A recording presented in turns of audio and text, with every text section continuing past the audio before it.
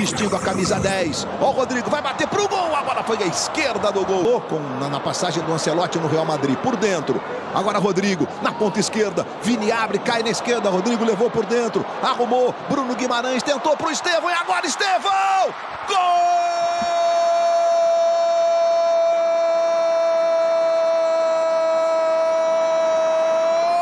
O juiz vai autorizar a cobrança de falta.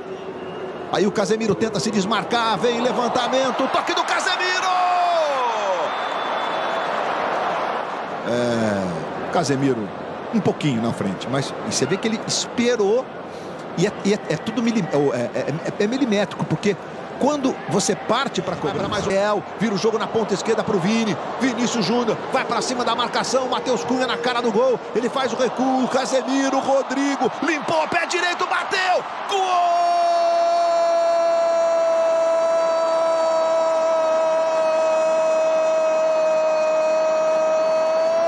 Do Brasil!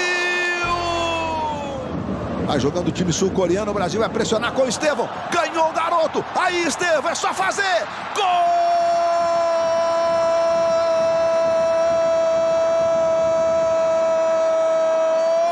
do Brasil! E o Brasil pressionando e ganhando de novo. Casemiro, Vinícius, tocou na esquerda para Rodrigo. Pode fazer mais um, Rodrigo! Gol!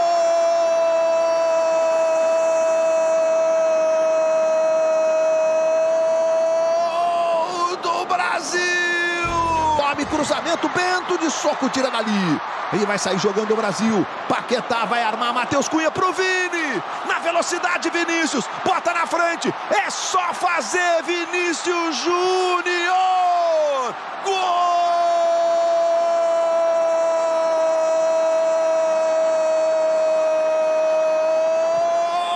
do Brasil.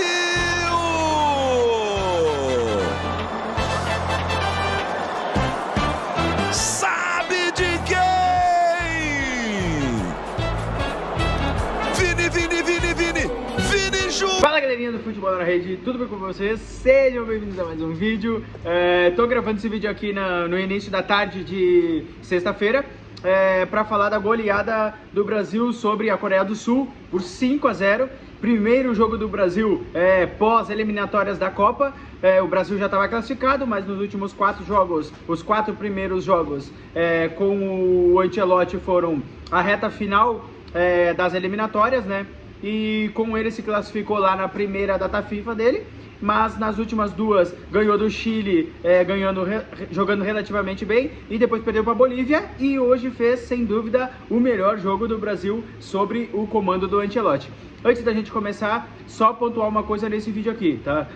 Dizer que a Coreia do Sul é bater em bêbado, isso tá completamente errado, tá? A Coreia do Sul é a seleção para brigar para ser campeã do mundo? Não, mas ela não é uma seleção de bêbado. Muito pelo contrário, é um time ali de segunda, terceira prateleira de Copa. Só para constar, tá? A Coreia do Sul é uma seleção que foi no último mata-mata da Copa. O Brasil ganhou da Coreia por 4-1 nas oitavas de final da Copa de 2022, se eu não me engano. Por exemplo, a Coreia do Sul ela é uma seleção que eliminou seleções campeãs do mundo. Em 2018, se eu não me engano, a Coreia do Sul eliminou a Alemanha. Em 2022, eliminou o Uruguai.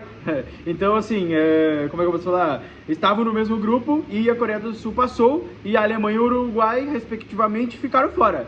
Então, assim, dizer que o Brasil bateu em bêbado não é verdade. Tá, a Coreia do Sul não é seleção para ser campeã do mundo, mas está longe de ser uma seleção fraquíssima, uma seleção que não pode ser considerada uma avaliação boa, tá? Então eu queria pontuar isso. E o Brasil goleou porque o Brasil fez uma excelente atuação dentro do que era o Ancelotti, obviamente. O Ancelotti vem batendo na tecla de algumas situações específicas dentro do time, e eu vou voltar lá naquela resposta, lá na última, sem ser a convocação de agora, na penúltima convocação, quando o jornalista do Diário Lance perguntou pro Carlito a seguinte coisa, se eu não me engano: o que os jogadores têm que fazer para estarem na lista do final, lista final da convocação, tá? o Ancelotti respondeu com um tripé de coisas. A primeira, qualidade, mostrar qualidade dentro de campo. A segunda, estar bem fisicamente, tá? E a terceira, mostrar compromisso pelo time. Foi o tripé que o Ancelotti respondeu, tá? E ele, ou seja, ele falou para vir para a Copa do Mundo, para ir para a Copa do Mundo comigo, vocês precisam estar jogando bem, mostrando qualidade, vocês precisam ter compromisso com o coletivo e vocês precisam estar bem, obviamente, fisicamente. Então esse foi o tripé que o Ancelotti falou, tá? E o jogo contra a Coreia do Sul, tá? O Brasil conseguiu mostrar tudo isso que o Ancelotti considera inegociável, tá? Na minha visão. É só vocês analisarem os gols do Brasil. Os gols do Brasil foram feitos com esse tripé. Os 2 primeiros gols, 2 gols de construção ofensiva, 2 gols de toque de bola, obviamente, 2 gols de posição técnica, imposição técnica, 2 gols que a gente pode representar pela qualidade dos jogadores, tanto do time, tanto do que a jogada, a construção, tanto que o time foi lá pro alta qualidade, tá? E aí a gente pode usar uma outra palavra também, que o Ancelotti tem falado muito, que ele quer ver um jogo mais fluido, ele quer ver mais fluidez no meio de campo, no ataque, nas laterais. Vocês puderam ver isso no gol, tanto no gol do Estevão, com um passe maravilhoso do Bruno Guimarães, que hoje meio que comanda ali o meio do campo, tanto que o do Rodrigo com uma combinação que tem a bola rodando no pé de vários jogadores, chegando no Vini Júnior, ganhando o duelo dentro da área, rolando para trás pro Rodrigo, o Rodrigo fazendo corta-luz e o Casemiro entrando, se apresentando, dando passe de primeira para achar o Rodrigo dentro da área. Depois o Rodrigo deu aquela sambada na frente da marcação e bateu para fazer. Então esses 2 gols, eles representam uma parte da qualidade, a parte da fluidez ali que o Ancelotti quer, tá? Presente na minha visão. Os 2 gols no início do segundo tempo, gol do Estevão, se não me engano, e o gol do Rodrigo. 2 gols que mostram claramente o compromisso de todos com a seleção brasileira, o compromisso de todos com o coletivo da seleção. São gols de subida de pressão, são gols de marcação mais alta, obviamente. O Estevão, é lógico que ele é ajudado pelo erro do Kim Min-jae, se eu não me engano, mas o erro acontece porque o Estevão está pressionando, tá? O Estevão está subindo a pressão, está se comprometendo dentro do coletivo. O que foi o terceiro gol? O quarto gol, o segundo gol do Rodrigo, ele começa com a seleção toda avançando em bloco, marcando a Coreia do Sul na meia esquerda defensiva da Coreia, que estava mais fraca, e aí tem a pressão, o roubo, o Casemiro acionando de primeira o Vini Júnior, o Vinícius Júnior na meia-lua, sem olhar, percebendo a passagem do Rodrigo pela esquerda, tá? Dá assistência, coisa mais linda, e o Rodrigo bate para fazer o 4-0, tá? E o quinto gol, que é o gol do Vini Júnior, tá? É o gol que mostra todo mundo com o físico em dia, porque o quinto gol, na minha visão, já é tipo mais avançado, tá? O quinto gol já, deixa eu ver aqui, que eu não peguei a minutagem do quinto gol, deixa eu olhar. Deixa eu ver, o quinto gol, deixa eu ver, saiu, aqui, quinto gol do Vini Júnior, aos 77, quase aos 80, tá? Tava faltando 13 minutos para acabar o jogo, e é um gol de compromisso, na minha visão, todo mundo tá com o físico em dia, a Coreia tentando atacar uma bola parada ofensiva, o Bento corta, o Paulo Henrique, se eu não me engano, chega primeiro, tá? A bola chega no Matheus Cunha, passa de primeira e o Vini Júnior, como sempre, assim como ele faz no Real, atacando bem, chegando na frente do zagueiro da Coreia, deixando depois, quando corta pro meio, o zagueiro ali, o corpo dele ali, deixou entre a bola e o zagueiro, depois na área, corta pra dentro, escorrega, consegue se equilibrar e acaba finalizando, fazendo gol de 5-0. Então os 3 gols... ele tem o que o Ancelotti considera inegociável para estar na lista, tá? Tem qualidade, tem compromisso coletivo e tem também todo mundo bem fisicamente, óbvio. Então acho que o Ancelotti ficou muito feliz com o que o Brasil mostrou. Ele na entrevista coletiva não estava tão empolgadão assim, mas porque é o perfil do Ancelotti, tá? E nisso o Brasil funcionou muito bem. A Coreia entrou com linha de 5, que a gente já imaginava, um cenário que a gente vai ver demais na Copa do Mundo, e mesmo com linha de 5 o Brasil conseguiu achar os espaços para ter esse jogo mais fluido, esse jogo funcionando mais. E isso se deve, obviamente, basicamente, às 2 duplas pela ponta. O Vitinho, lateral direito, que cresce na lista ali da seleção. A gente tinha percepção que o Wanderson e o Wesley estavam bem à frente dos outros laterais direitos. Eu acho que com essas lesões aí, primeiro nas duas últimas do Wanderson e nessa do Wesley, eu acho que o Vitinho achou espaço ali, tá? Acho que o Vitinho já botou uma pulga atrás da orelha ali do Ancelotti, mais do lado direito Vitinho e Estevão, tá? E no lado esquerdo Rodrigo e Vinícius Júnior. Tá? Então fica aquela questão lá do Real Madrid também, que nem eu comentei no vídeo passado. Rodrigo quer jogar no lado esquerdo, Rodrigo quer jogar no lado esquerdo, Vini no lado esquerdo. Então o Ancelotti botou os dois para se entenderem ali. Eles funcionaram demais pelo lado esquerdo. Em alguns momentos estavam Rodrigo por dentro e Vinícius Júnior abrindo o campo pela esquerda. Em outros momentos estava invertido. O Rodrigo abria o campo pela esquerda e o Vinícius abria um pouquinho mais centralizado ali. Então, e aí em vários momentos o Vinícius entrando na área e o Matheus Cunha trabalhando mais como um 10, tá?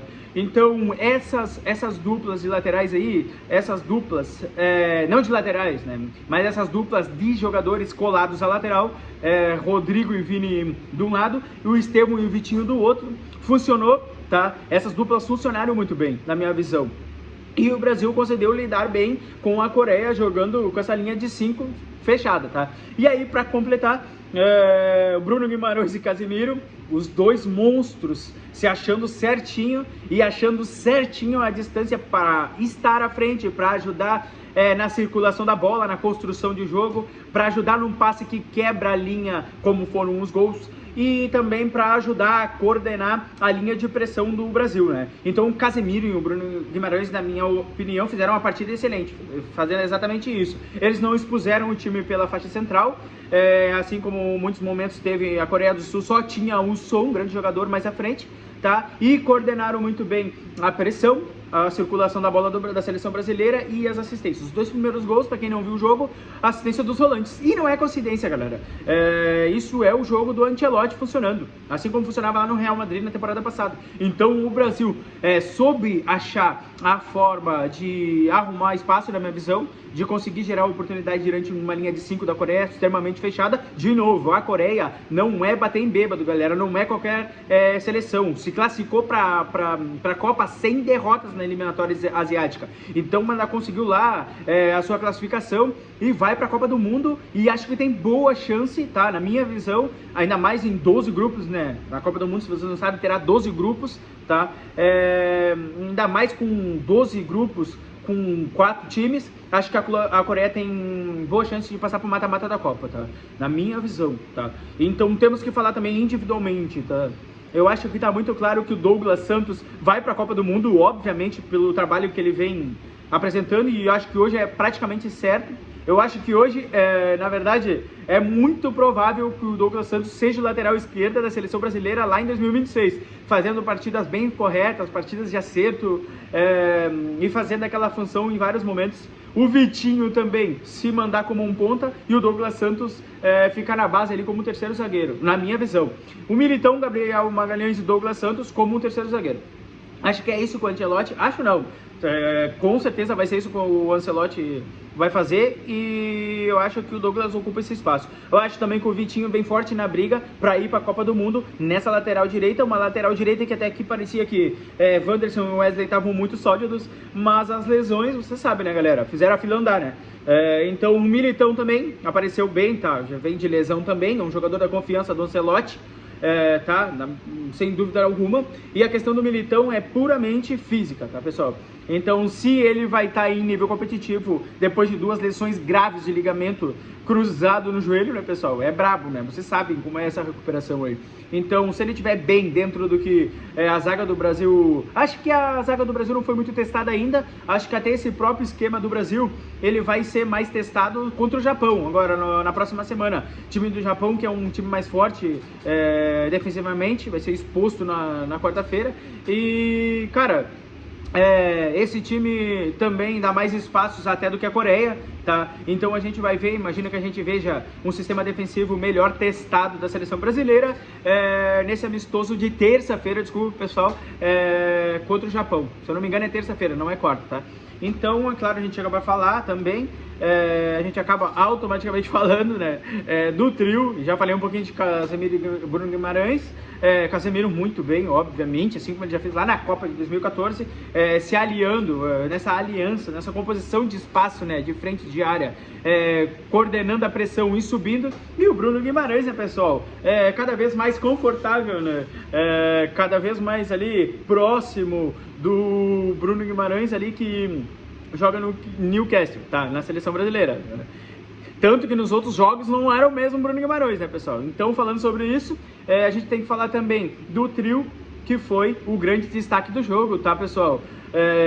E aqui a gente está com o material todo, assim, para ir para 2026, assim, com toda a pressão. Então, a gente tem Vini Júnior, Estevão e Rodrigo, e até vocês podem ver nas métricas que eu andei pesquisando do Flash Score, tá? O Rodrigo foi o melhor 9, o melhor em campo, tá? O Estevão teve nota de 8.3 e o Vini Júnior 8.4 nas métricas, considerando participação de jogo e momento defensivo do Estevão também, tá? Então, saiu o Rodrigo com 2 gols, Estevão com 2 gols, tá? Vini Júnior com 1 gol e uma assistência pro Rodrigo. Então, foram sem dúvida o destaque do jogo da seleção brasileira, né? O Estevão mantendo o nível absurdo que ele tem jogando no Chelsea, tá? Um jogador com pouquíssima idade, pouquíssima rodagem europeia, como vocês puderam ver no meu vídeo passado aqui, como se fosse um veterano. O menino tá voando, tá ligado? No jogo de hoje foram 3 gols marcados. No último gol do Chelsea, que ele carregou nos últimos 50 minutos, tá? O nível de efetividade do Estevão espetacular, tá? Incontestável. O Vinícius começou o jogo errando, obviamente, e foi crescendo com o passar ali da partida, tá?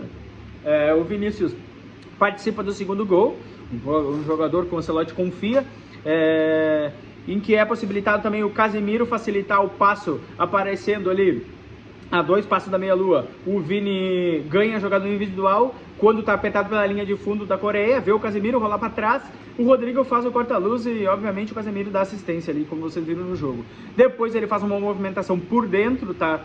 O primeiro, o segundo gol, o Vini Júnior participa por fora. A segunda ele tá por dentro, tá? Dando assistência pro Rodrigo fazer o gol. E o Rodrigo jogando muito bem, tá? Concordo com o Flash Score, tá? Com as notas aqui, como eu pude ver, que o Rodrigo foi o melhor dos 13 e também viu o jogo, realmente foi o melhor, ora trabalhando por dentro, ora abrindo o campo pela esquerda, fazendo passos importantes ali na construção do Brasil. Rodrigo bem mais confiante, Rodrigo bem mais produtivo e fez os gols, terminando, né, concluindo essa jogada mais coletiva. Então, na minha visão, basicamente foi isso o jogo, tá? Então foi isso que eu entendi, interpretei sobre o jogo da seleção brasileira contra a Coreia. Vamos ver agora terça-feira como o Brasil vai se comportar contra a seleção do Japão, tá? Possivelmente o Japão vai ir mais para cima e vai abrir mais para o Brasil. Vamos ver se esse trio de ataque aí vai conseguir fazer grandes coisas contra o Japão também, já que o time com certeza vai vir um pouco mais aberto. Então basicamente esse é o vídeo de hoje, espero que vocês tenham gostado e até o próximo.